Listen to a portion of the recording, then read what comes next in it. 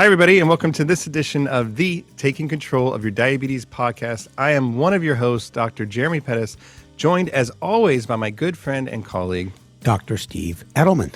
And if you are just tuning in, we are both endocrinologists. We have both been living with type 1 diabetes since we were 15. And this podcast is to talk about all things diabetes, not just type 1, but type 2, obesity, prediabetes, etc. And this podcast today, we're joined by two very special guests. Steve, do you want to kind of mention the title, I suppose, or what we're talking about today?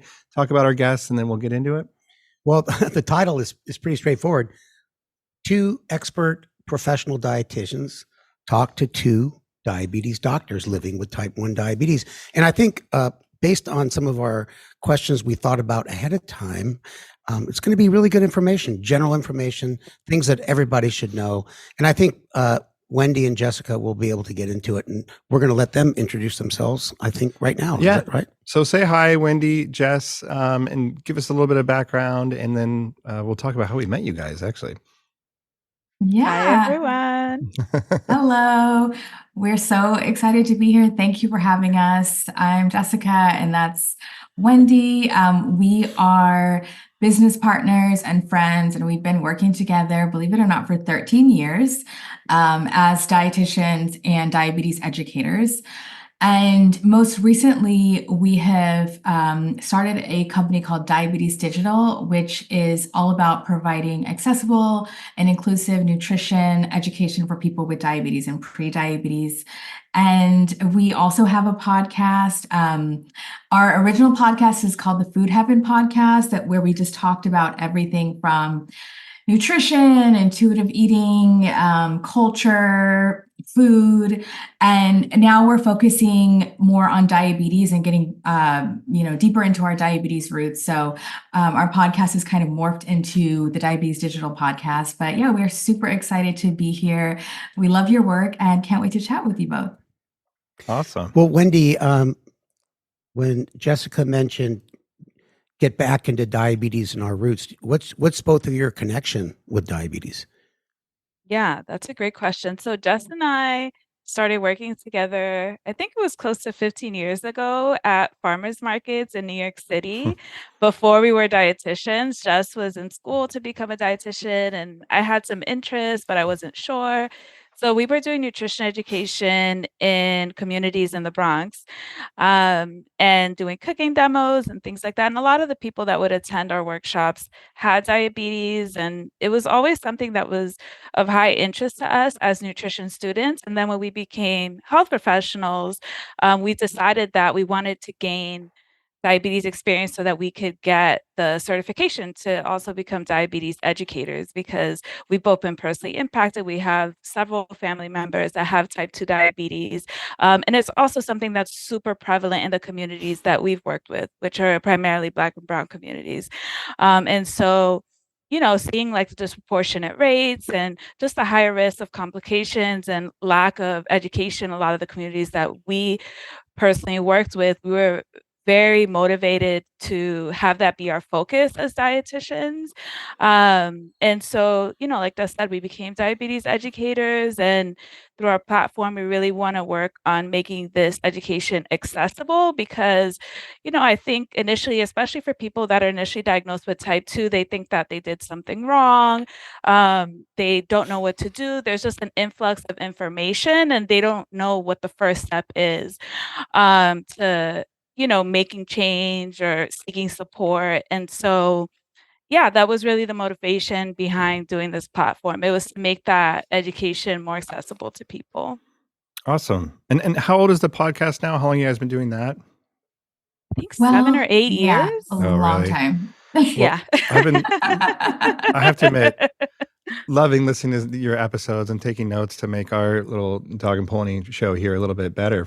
But I love that you guys kick it off saying that you're best friends. So is that something you check in with each other about before each episode and make sure that's still true? That's a good one. No, it's just... It is. Yeah, absolutely.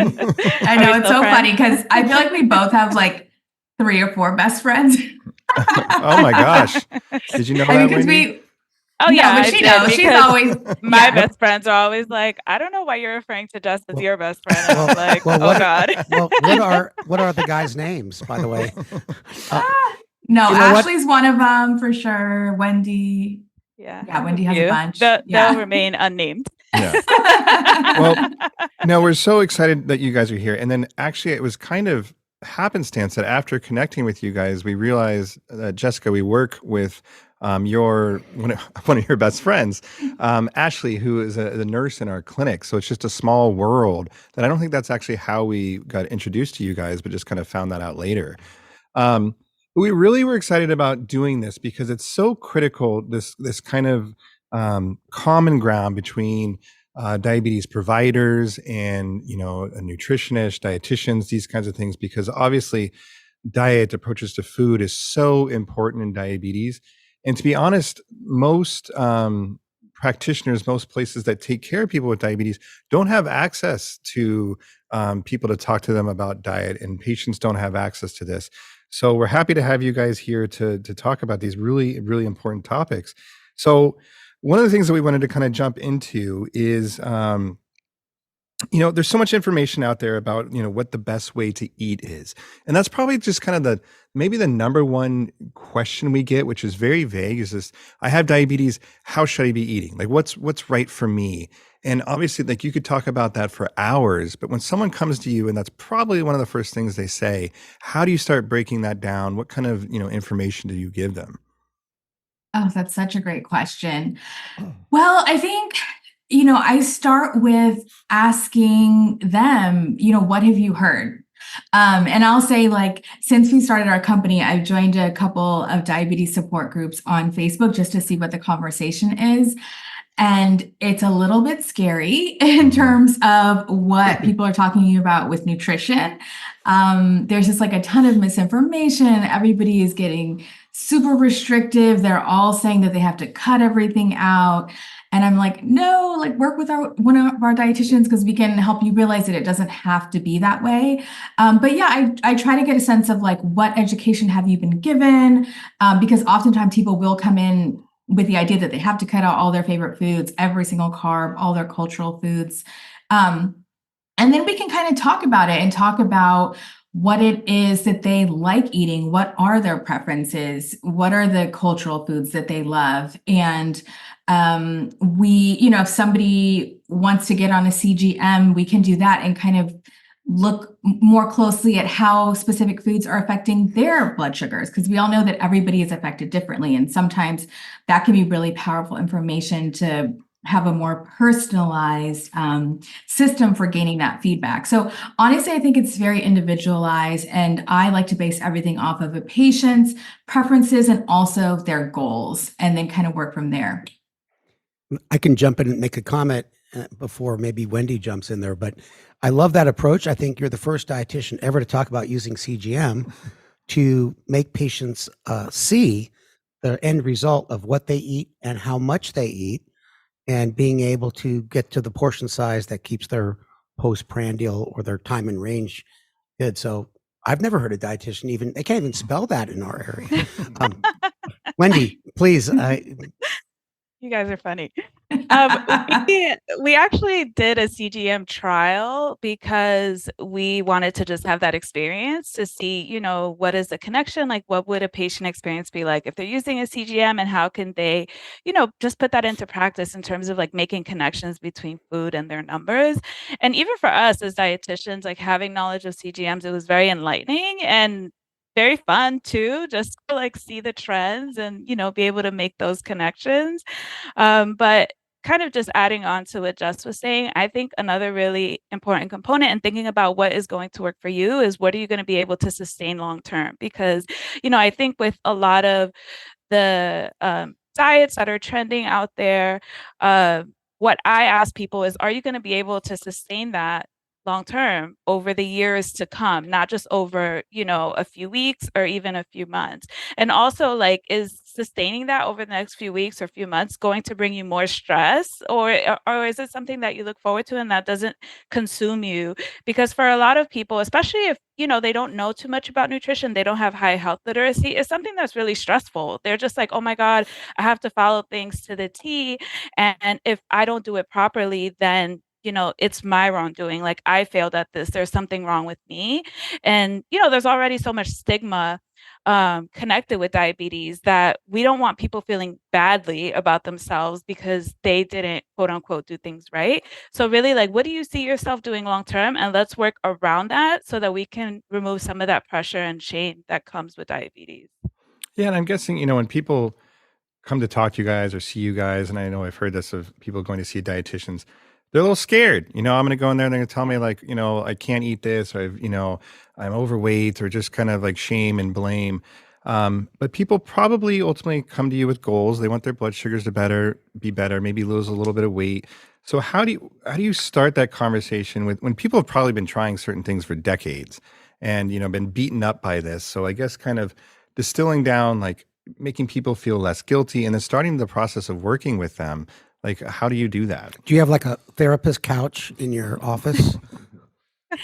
Well, our company is virtual, so Virtual couch. I have an office chair. But our intake actually is, people would be surprised because our intake for our clients takes up about 2 sessions, and there's a lot of detail with the questions in terms of like people's relationship with food, because that's not always something that's considered as well. People may have grown up and had a horrible relationship with food, or maybe they're consistently eating past the point of fullness. Maybe they have some binge eating behaviors going on.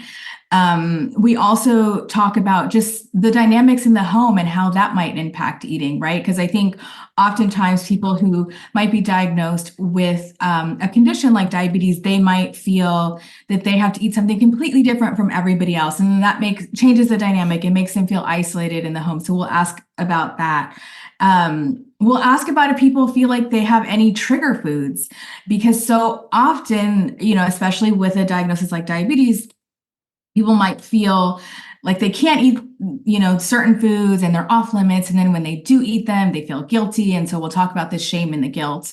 And from there, it's all about coming up with goals and giving education around those goals when needed. So for me, the thing that I like to focus on is a variety, right? Like we always talk about, a healthy diet is flexible and it has a lot of variety. So one of the most basic things I encourage my clients to do is try to get at least 3 food groups per meal, right? And that includes carbohydrates. So having a carbohydrate with the meal, a starchy carbohydrate, ideally having a non-starchy carbohydrate as well, like a vegetable, having a protein, and even having some fats in there as well, especially healthy fats like olive oil, avocado. And that's going to be a good way for most people to kind of naturally balance their blood sugar levels and be able to have a variety of food and keep it satisfying. So, Wow. yeah, no, that's a lot of good information. So when you're seeing these people virtually, then they're coming back, I'm guessing, at a certain interval. How do you measure success with these people? Are you tracking their blood sugars? Are you asking them to weigh themselves frequently? How do you do that? So if they're using a CGM, then we sync the results into our EMR so that we have access to that. And then the dietitians are able to have those conversations and make connections. If they have a glucometer, then we also try to include that into their chart so that, it's just like a reference point, like those are values to review. We try to see people on a weekly or biweekly basis. So it's not like a whole month is going by and we have all of these, all of these numbers to review. It's like a pretty close follow-up. And the point of that is to just like have that one-on-one support. And initially it's like, we don't even really talk about food because of what Jess said, because there's so many underlying things that are happening that impact food choices that oftentimes in the beginning we're exploring that more so than we're exploring like food choices, and just trying to like develop that trust with people. So yeah, I mean, those are all markers that we review. And then we also get labs from their providers to see, things like A1C and lipids and, like comprehensive metabolic Mm-hmm. panels, like all of those things we want to add to their chart so that we're seeing what the impact is from nutrition therapy. Yeah. Go I ahead, was just going to add one other thing is also how they feel, right? Because oftentimes we overlook that, and that's such an important marker. It could be energy levels. It could be how are you sleeping? Because if you're under eating, you're not going to sleep well. Or if maybe you are eating more carbohydrates than your body might need per meal, maybe you're going to feel sluggish and sleepy. So I think that's another thing that we'll look at with folks. As you guys are talking about your services, which sound tremendous, Jeremy mentioned providers earlier. Providers have 15, 20 minutes to go over all the medical problems. To be honest, they're quite ignorant in general about dietary issues. And I've seen dietitians fresh out of dietary school, and they'll tell someone with a certain ethnic background to take a scoop of cottage cheese with rye crisp crackers and a scoop of peanut butter, just eat it straight off the spoon. Of course, that's not so bad, but they really don't get into the cultural, what's going on at home, who's doing the cooking. And I'll just give you a quick story what happened last night. My girlfriend, Jamie, I hope she never listens to this podcast. But Hey, Jamie. she doesn't know how to cook. She doesn't process. She doesn't say she knows how to cook, but she wanted to make me Valentine's dinner. And so I get home, and there is a big tray of mac and cheese that she made from scratch, not the little box measure, and a mini bundt cake from Nothing But Buns, and a bottle of wine. So I had like 3 large portions of mac and cheese, and I enjoyed every bite, but my blood sugars did go up later quite a bit. But that's, what's the point of this story? The point of the story is you're sort of trapped in who's doing the cooking. Oh, got it.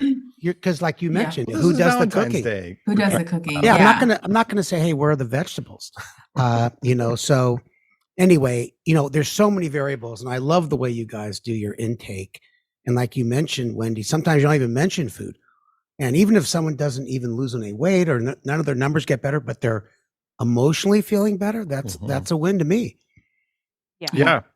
Their numbers usually do get better, though I will say that, like, just what the science has to say about medical nutrition therapy and like our, 10 plus years of clinical experience, there's like 9 times out of 10, if you have a dietitian who is taking on a patient-centered approach, the numbers get better. Because of course, there's always circumstances outside of, our control. Like if someone is, they don't have stable housing, there's food insecurity, there's a death in the family, like factors like that, where they're just not in the space to make those changes 100%, you might not see a change. But if someone is motivated and you're centering them, 100% of the time we'll see the A1C come down. So this is another question we talked about too, kind of before chatting with you guys, we wanted to bring up that kind of along these lines of guilt and shame is these, problems with social situations in general for people with diabetes. And this is across the board, type 1, type 2, you're out at a restaurant or the holidays, should you be eating that? Oh, you have diabetes, you can't do that. How do you help people manage that? Because, Steve and I talk about that even when people know that we're endocrinologists, we know that we're very knowledgeable about this space, they still have no shame in kind of just throwing their, advice at us or, which is meant to be helpful, but it's usually ends up being kind of hurtful. So does that come up in your visits, or how do you navigate that with people? Oh, that's such a great question. And I can relate to that as well, just being a dietitian. And I actually don't like telling people I'm a dietitian because then they feel on edge, like I'm judging them when I really could care less what anybody is eating. And then also, I don't know if it's like anxiety or insecurity, but then folks, I feel, will then judge what I'm eating. I remember I was on a plane once, and I don't know how the person knew that I was like the co-host of the Food Heaven podcast. And I don't remember like how it even came up, but I think he'd said, oh, I listened to that podcast. And he's like, wait a minute, you're a dietitian, you're eating pizza? Why are you eating pizza? And it's like, oh my God, really? So, I think people just need to mind their business, stay in their lane. And like, that's number one. What somebody's eating has nothing to do with you, and you really should not care. And also, people don't understand that you're looking at one snapshot, right? Like one meal, whether or not that meal is nourishing or going to be helpful for your diabetes or not, like, it doesn't matter, but it's also like one tiny snapshot. And so it's like they don't know the bigger context. But I just help people come up with, comebacks and kind of practice, like, let's role play. Like, if I say, hey, why are you eating that? What are some examples of things that you can say? And I think something as simply as just like, hey, do you mind not actually commenting on what I'm eating? I find it not helpful. And I'm working on, my nutrition with my dietitian, and you're not them, so whatever it is that like makes them feel comfortable, but, or with my endocrinologist, and just leaving it at that. No, that's awesome. I'm sure people appreciate that, empowering them to have some comebacks in their pocket for when it happens. It's not if it happens, it's when, because it always does. When they say you're a diabetic, you can't eat that, I say, watch this. And then I put it in my mouth. Hey, some myth busters. I got to get these in. Mm-hmm. Well, I noticed that you talked about restrictive eating, and tell us about the myth of you have to eat breakfast. And I know that you two may not be the biggest fan of intermittent fasting, and I know it's not for everybody for sure, but what are some of your thoughts on that? I think it's very individual. I have worked with so many people that don't have a strong appetite in the morning, and I'm actually one of them. I can't just like eat within, 30 minutes of waking up. I do have to wait a few hours.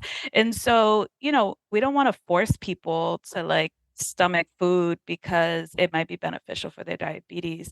However, I do think that going after you wake up, going 8 hours, 10 hours without food, it could potentially impact your food choices later on in the day, especially if you're doing it with this idea that it's going to improve your blood sugars. If for I think for a lot of people within 3 to 4 hours, they start getting hungry after they wake up, unless it's been years and years that they just have this habit of, I don't know, waiting, and they've kind of trained their body to eat in this way.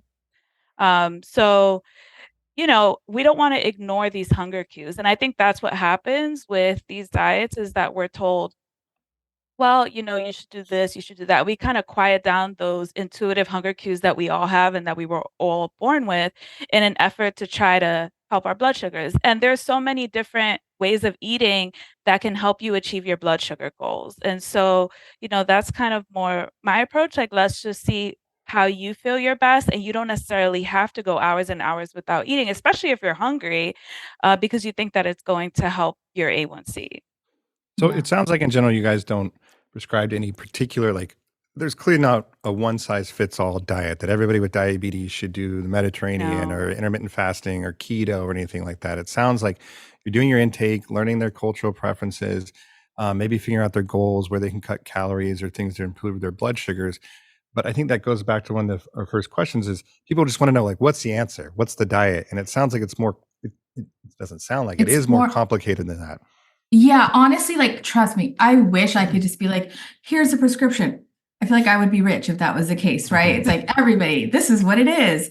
But as we know, and as research shows, like, most of the people who go on these diets, and many of them, the goal is to lose weight. Yes, they will lose weight, but majority of them gain the weight back and then some. And I can even say, like, in my work with different clients, oftentimes they have done all these diets, and now that's why they feel like they can't trust themselves, or can't get to a place of trusting themselves with eating. And it feels more comfortable for people to get a handout that tells them exactly what to do. But from my experience, I can say that most people, that it doesn't work long term, right? Like, yes, you get a handout, maybe you're motivated to follow whatever the handout is for a week, maybe 2 weeks, maybe a couple months. But but then what happens when you're going out of town and traveling, mm-hmm. or when this handout doesn't account for the fact that you don't like cottage cheese? Yeah. And you get sick of these foods. So then where do you go from there? And I think our focus is on the where do you go from there to build a healthy and sustainable relationship with food that supports your health. And if you find that intermittent fasting works for you, because I know that there are a lot of people who that works really well for. I have some family members. And then there's also people who it doesn't work well at all. And I think there's many people who take it to what I would consider a more dangerous place. I'm seeing a lot of people on TikTok or trends where it's like skipping meals and eating every other day, or like the one meal a day. And it's like almost impossible to meet your nutrient needs that way. I mean, it is impossible to meet your nutrient needs that way. And from my experience, that would be something that could be really hard on your blood sugar level. So I think that there's also levels to the intermittent fasting, and that's important to think about too.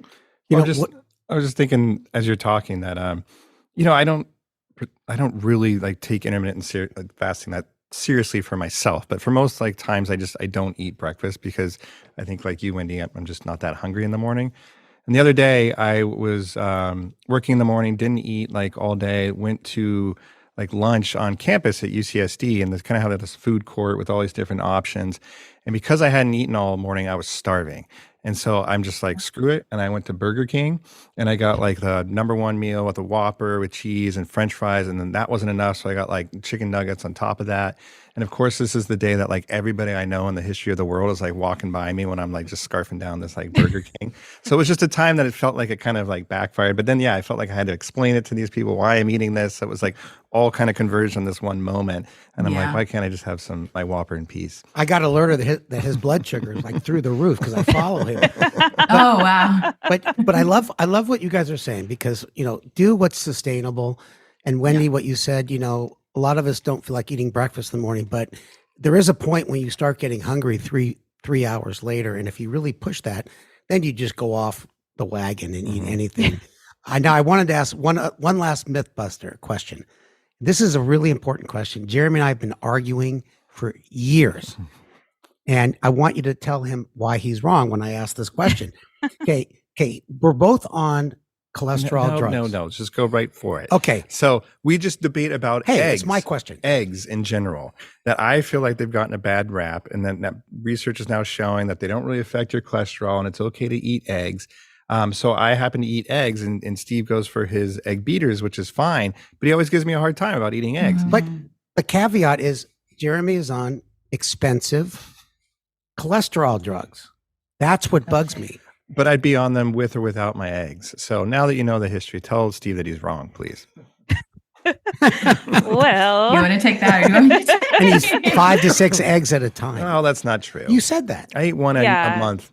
No, I'm it's kidding. one of those hot topics, but the latest dietary guidelines were updated when it comes to dietary cholesterol, because I think before, the belief was that dietary cholesterol affected blood cholesterol. And now what the research is saying is that that's not the case, that dietary cholesterol is more so impacted by saturated fat, which, you'll find in red meat, cheese, butter, egg yolks? cream, No. all of those. Well, like just thinking about the saturated fat content that egg has compared to like these other foods, it's not going to be as high unless you're like eating a dozen eggs or something like that. So half a dozen. Wendy, you're being nice. Jeremy wins. Steve is wrong. I'm going to keep eating my eggs. And I Updated guidelines. I will add to that. There are some people who are more sensitive, and my take is, because sometimes the category can be people with diabetes. So my take is, I always like to just monitor. And I think that's just good for everybody. It's like, I'm not going to take anybody's eggs away. The guidelines say for most people, they're fine to eat.